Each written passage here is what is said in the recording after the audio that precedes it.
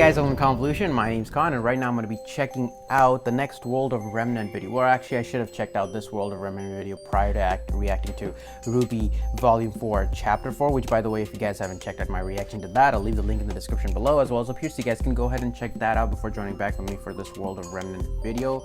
This one is going to be titled Between Kingdoms, and it was actually, the link, I guess, it's not actually on YouTube. I'm watching the link on the Rooster Teeth main website, so I'm going to be checking out this, and right after this, I'm going to be checking out the Faunus World of Remnant 2, and hopefully that'll get me caught up to starting RWBy Volume 4, Chapter 5. And as always, if you guys are enjoying watching these videos with me, please hit that subscription button, hit a like, share the video with any other fans of RWBy. If you guys haven't done so already, you guys can come over to my Discord. We can chat about RWBy as well as other stuff over there. Hit me up on Instagram, Twitter, all the social media links are down below. And with that all being said, I'm eager to check out what Between the Kingdoms is all about. So without further ado, let's go ahead and dive into the next World of Remnant video in 3, 2, 1.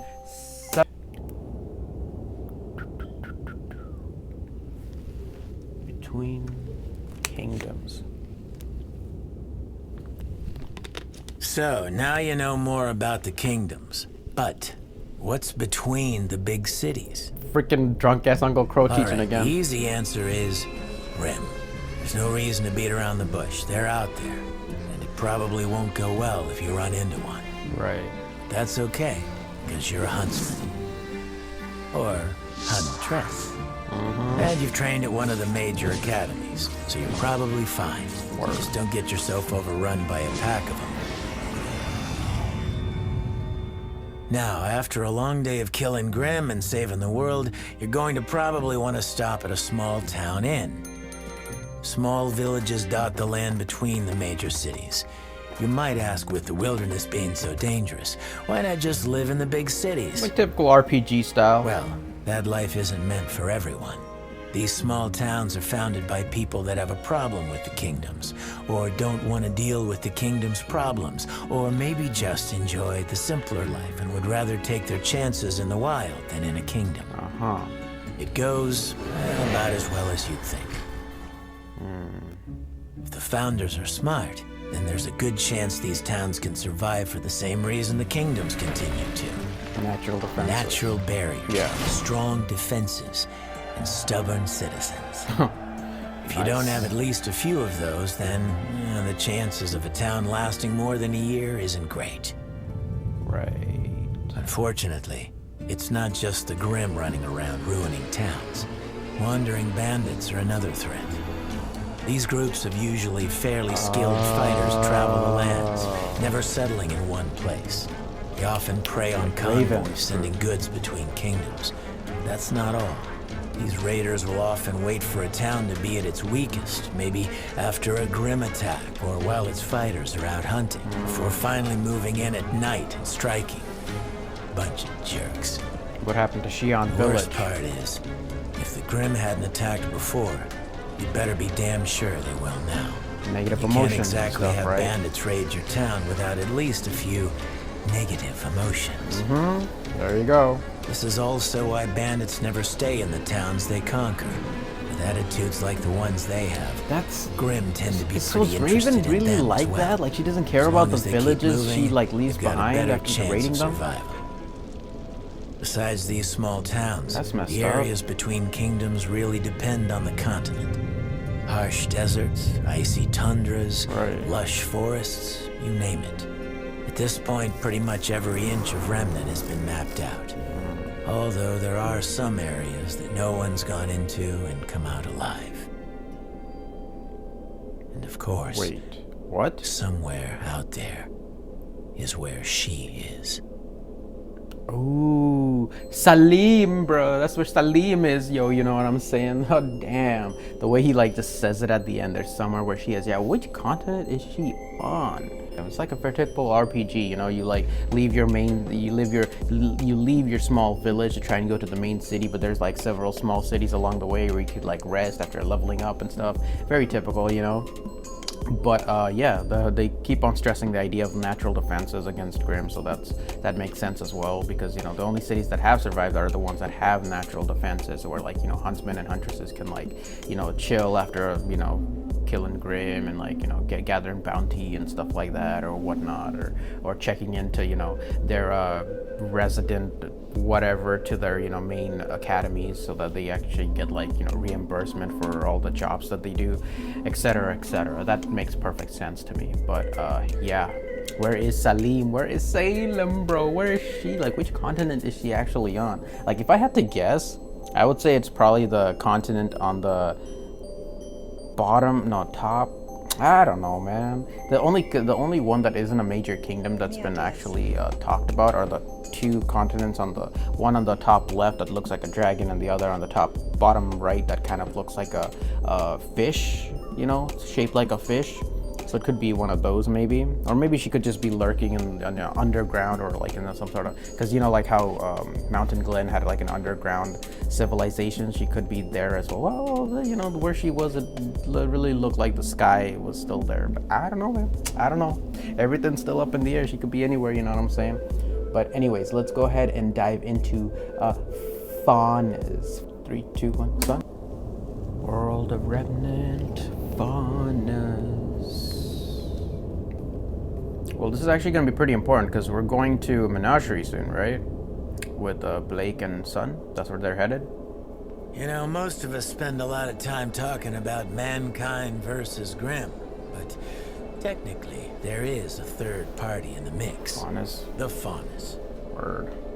In case you're not in the know, the Faunus are a species on Remnant that appear to be human in just about every way. Every way but one. Each Faunus has a single animalistic trait, some more apparent than others. Ram horns, tiger claws, cat ears. They're Blakey. I swear, on my huntsman's license, I once saw a guy regrow his severed lizard tail. Oh shit, okay. I swear, no amount of drinking can make you forget that pretty picture. Damn. As far as everyone's aware, Faunus have been around as long as mankind. So they each have like one single characteristic. History gets a little fuzzy past a certain point, but we do know that their kind and ours are completely compatible from a biological standpoint. Interesting. Nice. Take Inbreeding. 2 wolf Faunus, and you get a little wolf cub kiddo. A wolf Faunus and a human also typically means your little bundle of joy's teething phase could get a little dicey. So what, Faunus gene is dominant? Wolf Faunus and a bull Faunus, for example, it's a complete roll of the dice. For all you know, you could be cleaning up your son's shedded snake skin. Wait, for real? Scientists are still scratching their heads when it comes to this doesn't follow Mendelian genetics whatsoever, dude. But science isn't the real problem. How the hell do 2 mammal faunas, or in this case, give birth to a freaking reptile faunus? Early man was scared to death of the Faunus, and honestly, it's not too hard to sympathize with that. Seeing something that looks like you and acts like you walk out of the forest and reveal a pair of fangs can be a little upsetting. Right. Like most things man doesn't understand, all sorts of rumors and stories surround the Faunus. People avoided them like the plague, pushing them out of settlements and sometimes even hunting them down. Damn. Man began to outnumber the Faunus. You know, the Faunus began to consider man nothing more than a hostile species. Can't really blame them. These clashes between species were unavoidable, as land that was safe from the Grimm was in constant short supply. But it was the Grimm that finally brought humans and Faunus together for the first time. A village in Sanus fell under attack, and the only reason anyone survived was because the humans and Faunus united against their common enemy. It was a step in the right direction, but it didn't fix everything. Once humanity learned they weren't so different from the Faunus, they still used those differences as an excuse to exploit and alienate them. The treatment of the Faunus differed around the world, and things wouldn't improve much for them until the Great War. Veil and Vacuo against Mantle and Mistral, a war unlike anyone had ever seen. Veil? Veil and Vacuo against Atlas and Mistral. Sure they'd never see the likes of it again. Faunus were awarded equal rights as citizens of Remnant, and as an apology, they were given an entire continent of their own to do with as they pleased. There were some that saw this as fair and just, but but many saw it for what it really was. A slap in the face from a nation of sore losers. So Menagerie was born. There's still Faunus all over the world, though the fair treatment they were promised varies in quality from place to place. But Menagerie will always be their safe haven. Here's the thing, though. You can only push and prod people so much before they reach a tipping point. And when you pack those people together, it just makes it all the easier for them to get organized and get even. Right. Ooh, dude, that's crazy. So basically, what I was gonna say is that this reminds me of this new series on Amazon Prime. Well, it came out like 2 months ago, called Carnival Row, where here they're called Faunus, over there they were called like Fae. So there's like, you know, they literally are human slash animal hybrid people, and they're living as like second class citizens, doing like almost slave labor, you know. And so if you guys haven't checked it out on Amazon Prime, you guys should check out Carnival Row. It literally feels like a medieval, you know, RWBy kind of, in a way, you know, minus all the super powered ass kickery, you know what I'm saying. But yeah, it's actually a pretty interesting concept, and not something that's like, you know, completely brand new. It has been like talked about in like books and other stuff before, where they add like a real life segregation and racism documentary into a fantasy like realm, or fantasy like setting and story, you know. But it's really interesting. So the Menagerie is located in that continent that kind of looks like a fish. So that's pretty cool. So that's there, and it was actually given to them after the Great War.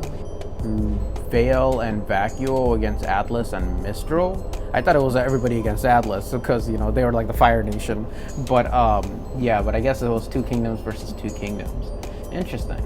That's very interesting. I like, you know, one of you guys said that there's another World of Remnant coming up that's gonna shed a little bit more light on the Great War. So that's probably something I'm really looking forward to the most, and I think it's gonna be this volume. But yeah, I'm looking forward to that. So what did you guys think? Leave your comments down below, and I'll see you guys later in RWBy Volume 4, Chapter 5. Yep, I'll see you guys then. Have a wonderful day or a wonderful night wherever you guys are. Bye. Thank you guys so much for watching, and if you enjoyed this video and would like to see more like it, please subscribe, hit that like button, and feel free to share the video. And I'll see you guys next time.